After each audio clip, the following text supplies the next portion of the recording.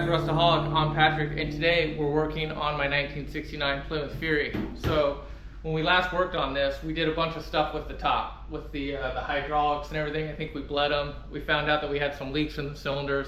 We're not doing anything with that today. But the top itself, going up and down, has been kind of really tough. That switch, sometimes it works, sometimes it doesn't. I'm not sure if it's the switch going out or if it's some wiring issues that we're having. So today I'm going to try to isolate that switch and see if we can't figure that out. And mainly, I want to make sure that I have a way to get this top up and down without having to jump it straight from the battery, which has been super annoying. Have a couple other things on the docket since we're in like a maintenance window, if you want to say it. The brakes are still having some issues, so I'm going to try to make some adjustments there. And the window regulators in the back, I took these out because neither one of those would go up and down. I think I have a fix for at least one of them, so we're going to give that a try. So, all right, let's jump into it.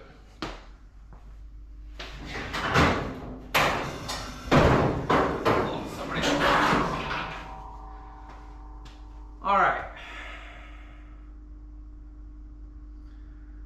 So first thing I'm going to do, and the idea is I'm going to run a 30 amp fuse somewhere up here, go directly from the battery to the fuse, and from the fuse directly to the switch.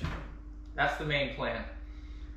And then from there, I have to actually create just like a little pigtail wire from the old switch harness to the switch itself, so we can actually continue to keep using the switch, but I don't have to rewire anything, and I'm not messing with the factory wiring. Because until I know which is which, I'm not going to do either. So that's the first thing. I got this little 30 amp fuse. Let me see where I'm going to put this thing. And then let's at least get this wire into the main cabin there, and we can move on from there. I've got updates. Let me just show you real quick. So it's got a little panel right here, so that was easily just to mount it here. And once I mounted it here, I realized that my hook up here had an extra wire that was just zip tied to the side here. So going ahead and ran that to the fuse, and then from the fuse here we're going to run this wire. I have it running down, round, and through into the firewall, so we have a line into the main cabin at this point. So I think we're good to go here for now. Go ahead, disconnect that, let that hang out, and then we'll get it all dialed in the front, and then we'll come back to that. But yeah, we got to go down there. All right, here's the underside, and you are going to have to remove that access panel. But once you do, you can see up in here, that's the back of the switch right there. I've already disconnected that, and you can see it's down here now. And basically what I'm trying to do is I'm going to run this feed wire from the front to the back of that switch, and that's going to bypass the power wire from here, which is what I think is having issues and why I think that the switch works intermittently. I'm not sure, we'll see. But then I'm going to leave this right where it's at, but I'm going to pigtail these two wires back to the switch there, so the up and down will still work, but it'll just get its power from the battery instead. So that's the mission. It's real tight up in here, and obviously getting my hand in there, I don't know. The real mission here is don't hurt a guy's back. So I'm just going to go real slow and hope for the best here. But once I get this worked out, I'll bring you guys back.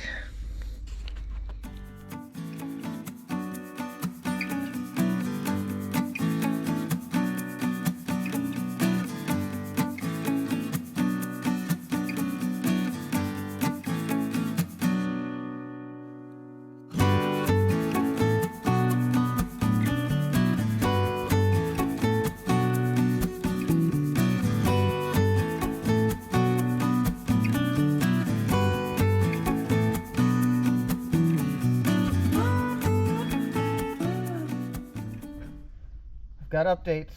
We're all hooked up down here. Got a couple lines here. Those might be backwards. We don't know. We'll see. 50-50 chance. But everything is done down here. Let's go ahead and get the front wired up, and then let's give it a shot.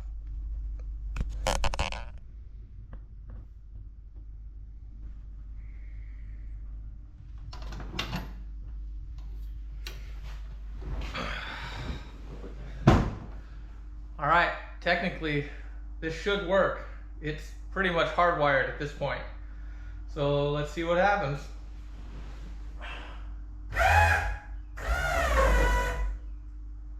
And officially I do have them backwards.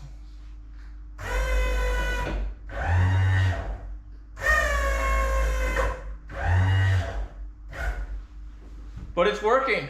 So one thing off the list, and so far the switch is not the problem, which is great news.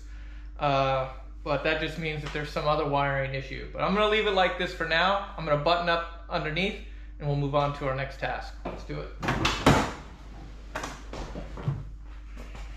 All right, here's the next mission. This is the window regulator out of the rear passenger side, I believe. It's kind of hard to see, but there's some teeth missing right between here and here. They're not totally missing, but about at least 80% of them are gone. And as you roll up the window, it just goes click, click, click, click, click, and it just stops moving right here. So let me get you in a little closer and let you take a look. All right, I'm not sure if you can see that there, but you can see right there in the middle, you just see like the stubs that are left compared to the teeth above and below it. And my thought is, can I just put them back? Can I just weld some more metal there and shape it in the form of teeth? That's what we're gonna try to do. So first step is I'm gonna get this cleaned up, make sure I have a nice connection for the welder, and then yeah, let's see if we can put some more metal on this stuff.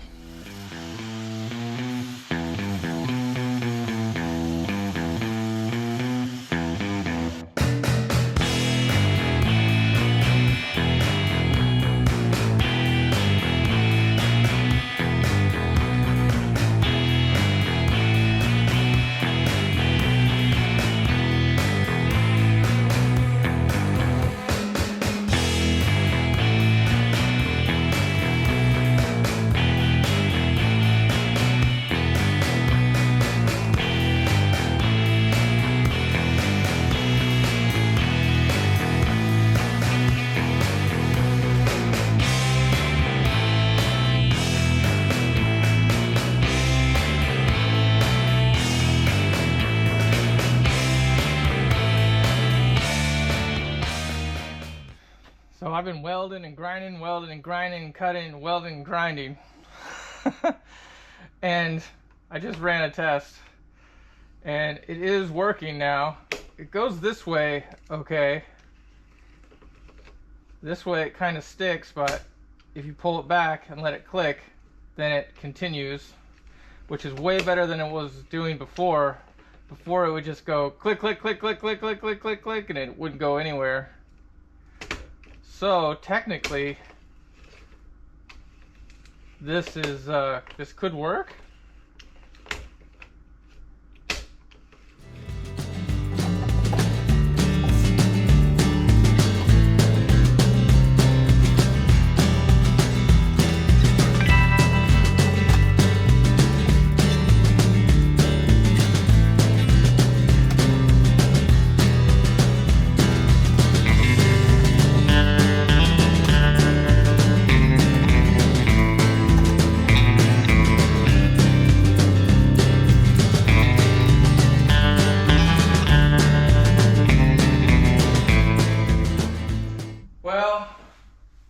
Got it all together, but it didn't work.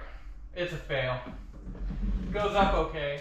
There's the top, but when you go down, it starts to bind and starts to miss teeth, just like it did before. So my attempt at a fix didn't work. That happens, whatever. But that does mean I'm not going to go ahead and put the glass in, because I mostly drive this with the top down, so glass still has to stay out. But I did want to get the rest of these parts and figure out, you know, what do I really need to get? It looks like I need new regulators or something. It just like, it binds. It goes like, as soon as you hit it, even before it clicks, the whole system starts to bind for some reason. Doesn't make too much sense, but all right, whatever. Let's move on to the next thing. So we know that this is broke. I'll put it on the list and see if we can't source one of those. All right, next.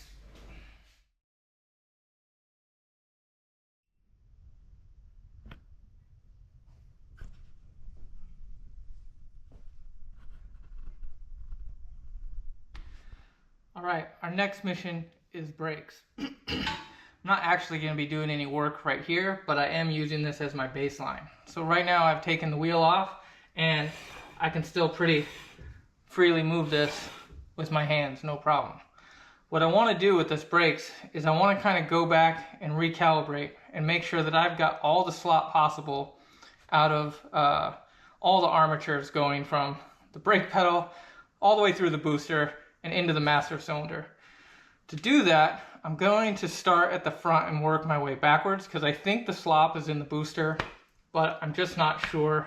And I want to double check the master cylinder just in case I have anything left there. So what I'm going to do is I'm going to pull that master cylinder off of the booster. I'm going to make a mark on the little pin that's sticking out. I'm going to let it come out one full turn out, and I'm going to put it all back together. Now if I do that, and I've gone too far, I shouldn't be able to spin this. If it actually creates pressure and compresses the brakes, this shouldn't move. So that's going to be my test. If I can do it one full turn and I get no action here mechanically, I might do it again until we tighten up, and then I'll pull it back just a little bit. But yeah, that's the plan. Let's get to it.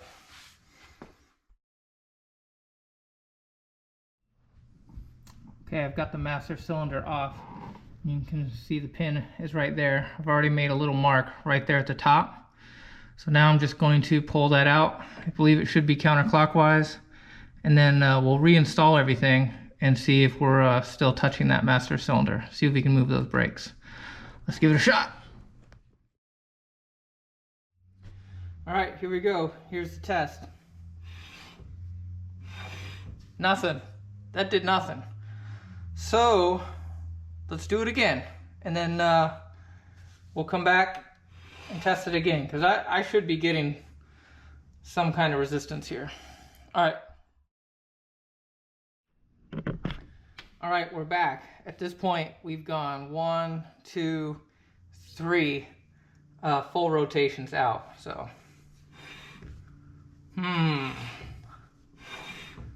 still not feeling it.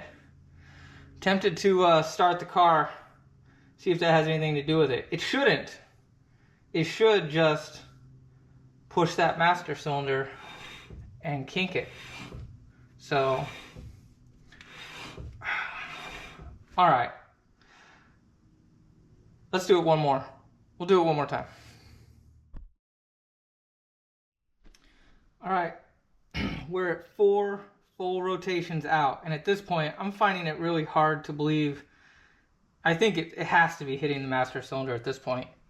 Oh yeah, okay, good. Oh, thank goodness. I was starting to question my theory, but yeah, it's tightened up. That's great. So that means we're at least 3 full turns away, so that's huge. I'm gonna roll it back half a turn and see if I can get my wheel back. All right, I went back to 3. I decided half a turn was probably being greedy, so let's see if it gave it up. Oh yeah, we're back. So that's great. We definitely gained some rod length there at the top. So that's great. Before I go messing around with anything underneath, I'm going to put all this back together because I think I'm done here. And let's go take it for a drive and see what kind of difference that made.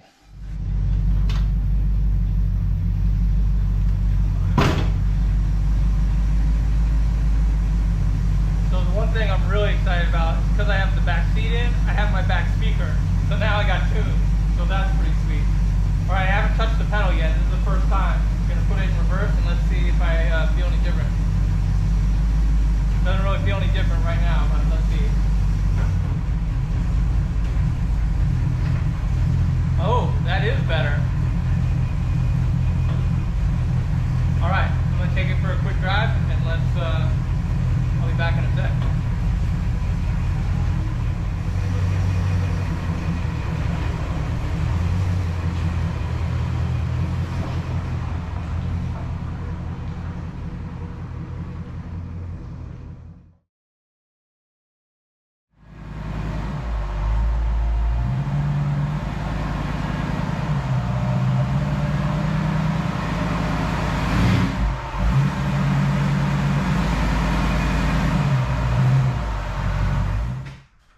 The good news is the brakes are way better. Like as soon as you touch it, man, I got action, which is so great.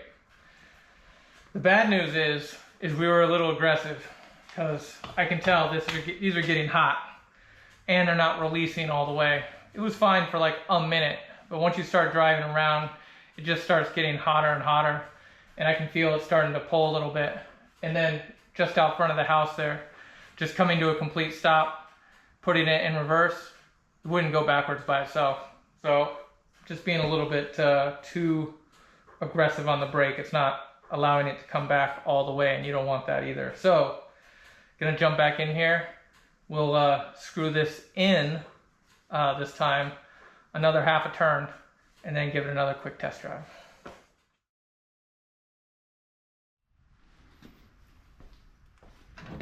All right, let's try the first test. Well, just back up on its own. Come on, we're on camera.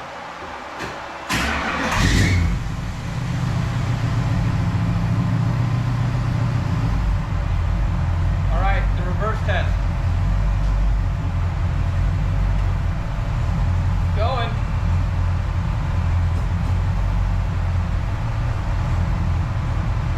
It's going. Nice. So it wasn't able to do that on the street outside, so I'm gonna take it for another drive, and I think we're getting closer.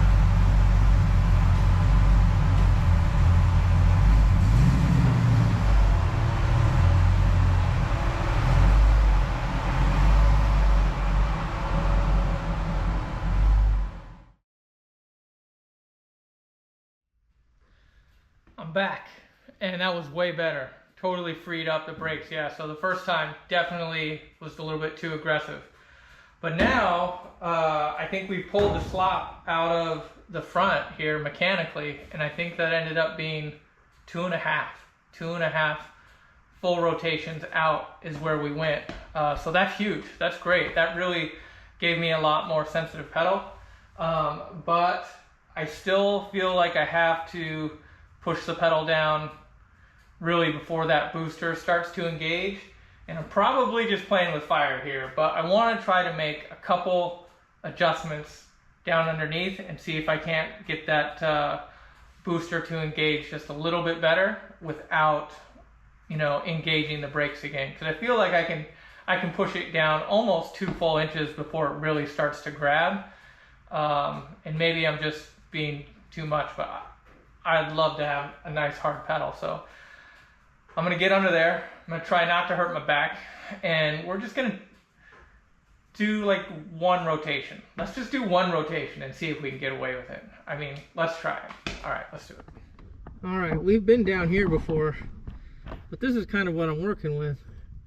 Is the rod there pushes against the pedal pushes against the brake light switch, which is tied in to the main core brace here, and the rod goes to the booster. So the theory is if I just turn this nut, I can push that rod to the booster in just a little bit further, and that'll ultimately make everything engage a little bit sooner. So that's what I'm adjusting. I'm just adjusting that. I'm gonna try to go maybe 1 rotation and see if that's any better. And if it is, we're probably just gonna call it there, because I'm already we already got a win, and we should just be happy about that. All right, let me give this a try, and we'll be back.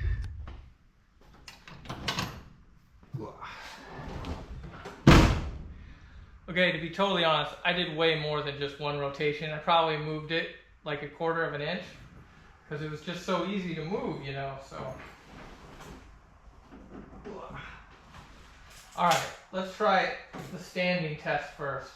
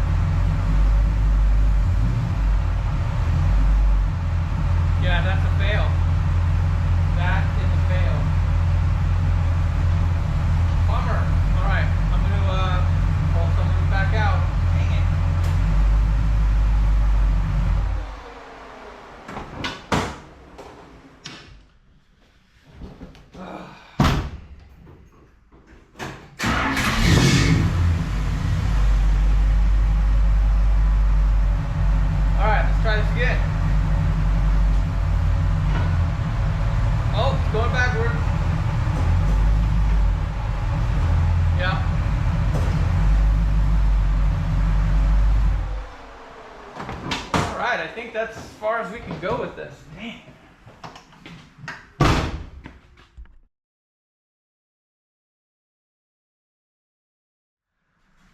All right, I think that's all the work we're going to get done on the Fury during this maintenance window. Really appreciate everybody's support. We got the top working again. That's huge, right? We did have a minor failure on the rear quarter windows, but you know what? We didn't have those before, so no big deal. And the brakes are now working a lot better, so that's a huge improvement. So excited to get where we are with here. Otherwise, the Fury's been running great, really been enjoying it a lot, so I plan on this is like my primary driver right now and just really loving it. So I'll keep doing that. The next episode, though, we're not going to be back on the Catalina. We're going to be on the Corvair. So if you're into Corvairs, check that one out. It's going to be really cool. We're going to bring it back to stock. And know what I mean? You got to check out the episode.